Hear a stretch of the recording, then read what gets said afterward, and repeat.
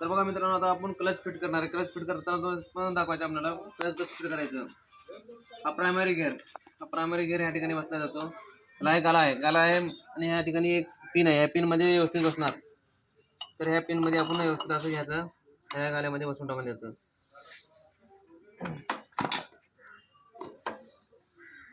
हा main shop पूर्ण engine आणि टायरला फिरणारा साठी शॉफ्टच आहे, पूर्ण गिअरच आहे पूर्ण.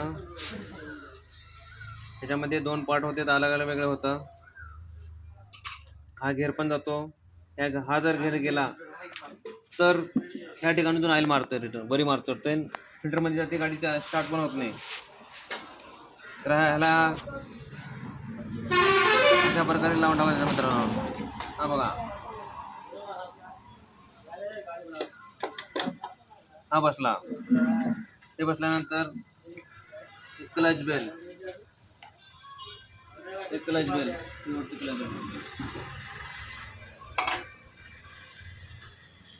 मित्रांनो, हा अगोदरचा क्लच बेल. हा क्लच बेल असा आहे. आता नवीन टाकलेला आपण नवीन आहे. त्याच्यामध्ये फरक काय असतं, क्लच बेल घासले जाते. त्याच्यामुळे क्लच प्लेट हे पूर्ण ह्याला पकडल्यानंतर, क्लच बेलला पकडल्यानंतर पूर्ण गाडी पळण्याचं काम हे करणार असते. अशा प्रकारे असते. असं बसल्यानंतर ज्यावेळेस इंजन फिरते, कनेक्टिंग फिरला जातो. कनेक्टिंग काय करते, ह्याला ह्याच्यामध्ये जे क्लच प्लेट आहे, ह्या क्लच प्लेट फाकल्या जाऊन ह्याला पकडलं जातं. पकडल्यामुळं काय होतं, हा गिअर जो आहे हा शॉपला पकडलं जातं. पकडल्यानंतर ह्या गिअरला गिअर फिरवल्यामुळे काय होतं, इथं छोटा स्प्रॉकेट गिअर असतो. छोटा स्प्रॉकेट गिअर चेन मग टायर फिरला जातं, गाडी रनिंग घेत असते, पळत असते कंटिन्यू. ज्यावेळेस ब्रेक मारला जातं त्यावेळेस इंजन पण फिरलं जातं, क्लच पण राऊंडिंग घेतं. त्यामुळे काय होतं, हा फिरल्या असल्यामुळे गाला पडला जातो. हे गेल्यामुळं काय होतं, गाडी असं ज्यावेळेस स्लोली असल्यामुळे गाडी असं थरथर कंटिन्यू केली जाते. तर हे कंपल्सरी क्लच प्लेट घाला किंवा न घाला, त्यावेळेस ह्याला कंपल्सरी ज्यावेळेस आपण फोडले जाते त्यावेळेस हा गाला बघून, जर असे जर गाले पडले असतील तर कंपल्सरी टाकणं गरजेचं आवश्यक आहे. टाकत जावा. तर बघा मित्रांनो, हे आपण क्लच बेल अगोदर लावून घेणार आहे. आपण हा क्लच बेल, त्यामध्ये पुश असतो. हा बघा, हा पुश लावणार. लावले की याच्यानंतर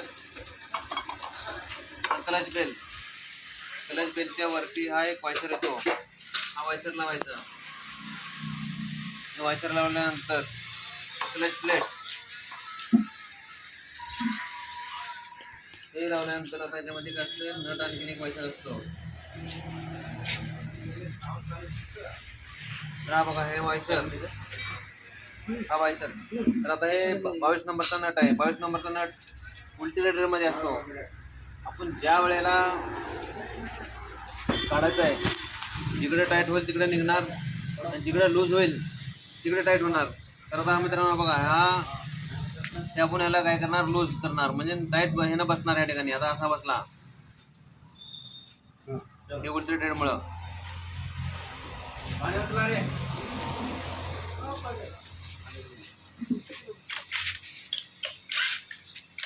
आता बघा, आपण मशीन आहे आपल्याकडे. मशीन असल्यामुळे कसं असल्याला कुठं लॉक करायची गरज नाही ना, काहीच करायची गरज नाही. डायरेक्टली मशीन याला ऑटोमॅटिक टाईट करून घेणार.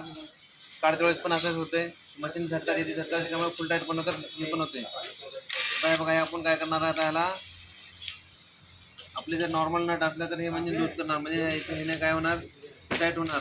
हे बघा, या ठिकाणी आपण हा टाईट झाला. या ठिकाणी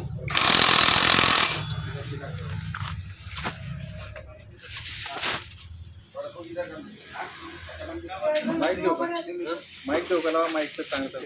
हा, माईक लावून तर तुमचं कॅमेरा घ्यायला कोणाचं जमतं की तुमचं जमतंय.